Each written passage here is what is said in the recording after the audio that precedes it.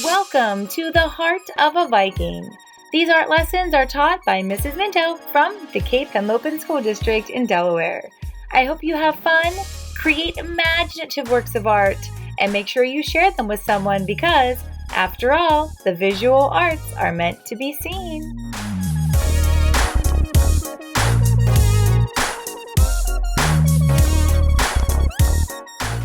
Hey Cape artists, and welcome back to the Heart of a Viking. In our episode today, we are continuing our countdown to summer. We're at day 5. How exciting is that? So 5 more days until summer. So for today's countdown to summer, day 5, I'm giving you a high five. And the way we're going to do that is in our artwork today. We're going to be making a portrait of your hand, which has 5 fingers. So it's giving us a high five. But we're not just going to do a tracing of our hand, of course. We're going to try to create an optical illusion where it looks like the hand is 3D and raising up off of the surface of the piece of paper.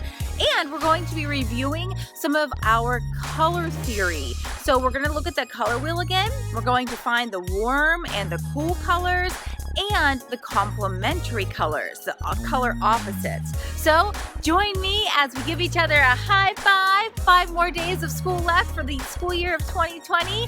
And we're creating our high five optical illusion work of art that has lots of great color information in it. So join me as we give each other a high five.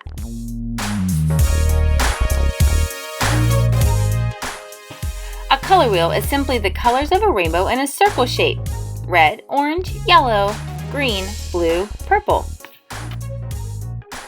The color wheel holds many secrets that artists use to make their artwork more interesting. For example, if you divide the color wheel in half, you'll have cool colors on one side and warm on the other. Similarly, if you connect the colors that are on opposite sides of the color wheel, you end up with color opposites or complementary colors.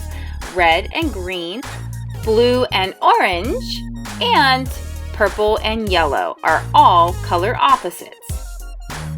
So high five to you artists as we begin our high five optical illusion work of art that features the warm colors, the cool colors, and color opposites all in the same work of art.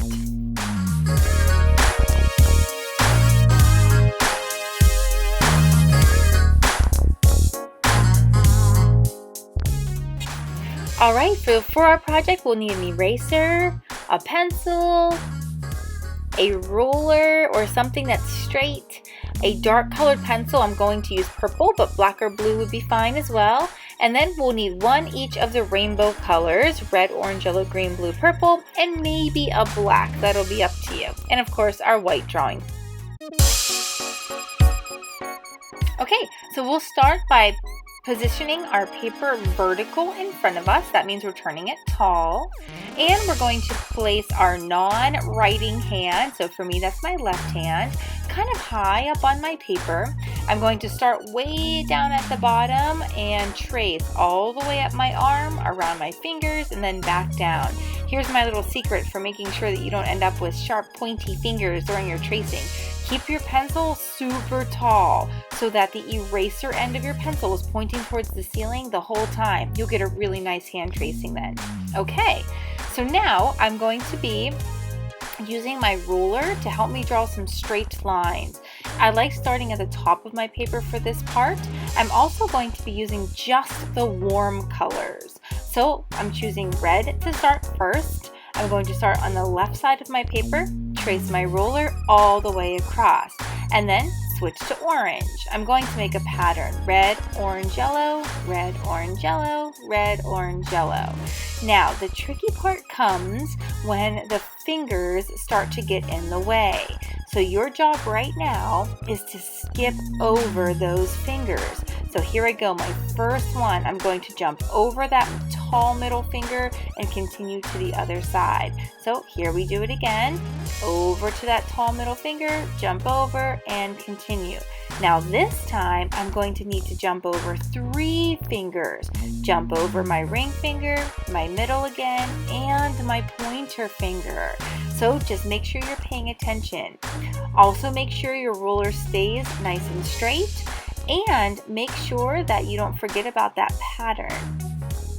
One thing that doesn't really matter too much is the space between your colors. Of course, you don't want big white spaces between those colors, but the amount of space between the colors is really up to you as the artist. So as long as they aren't really close together or really far apart, the amount of space between the colors doesn't really make that much of a difference in the final product. Okay, I'm going to keep doing the same thing, going nice and straight all the way across, jumping over any fingers or parts of my hand or wrist that get in the way.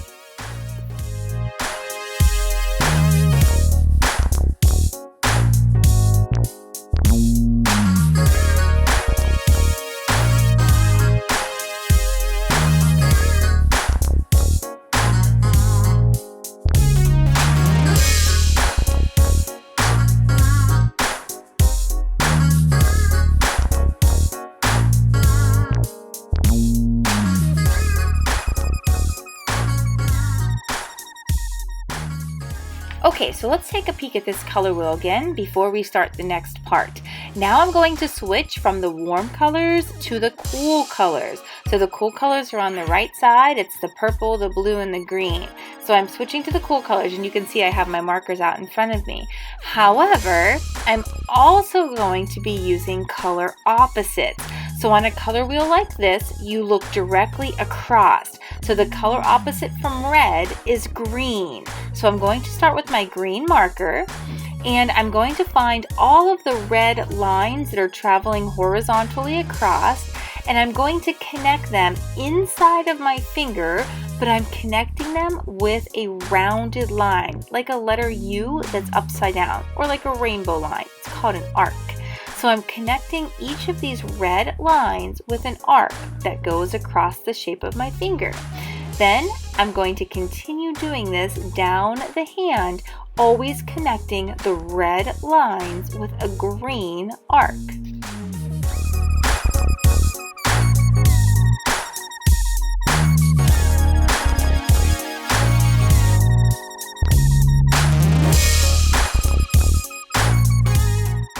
Okay, so back to my color wheel. Now the color opposite of orange is blue.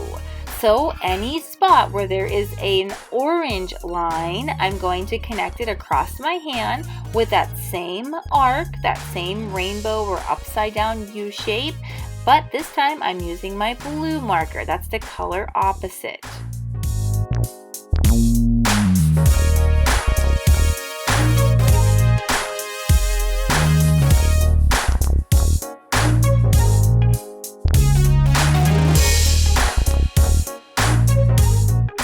Okay, back to my color wheel last time. This time I have yellow left, so the color opposite from yellow is purple. So I'm using my purple marker this time to connect the yellow lines with that arc.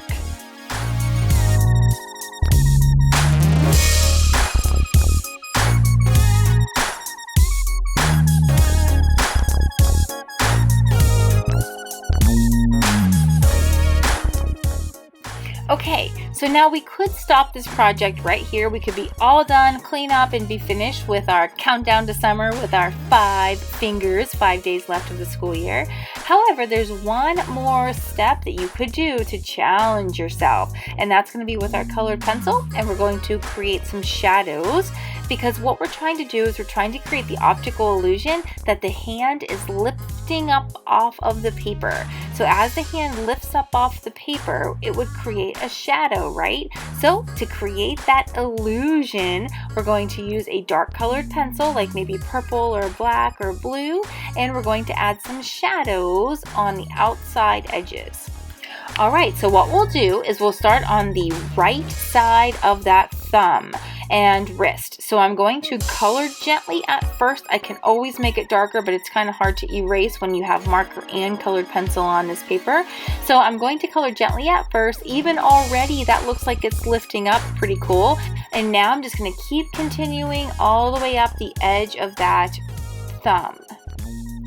Once I've gotten to the edge of the thumb, I'm going to continue onto the other 4 fingers and adding a shadow on the right edge of every one. It's really important that you stay on the right edge of everything.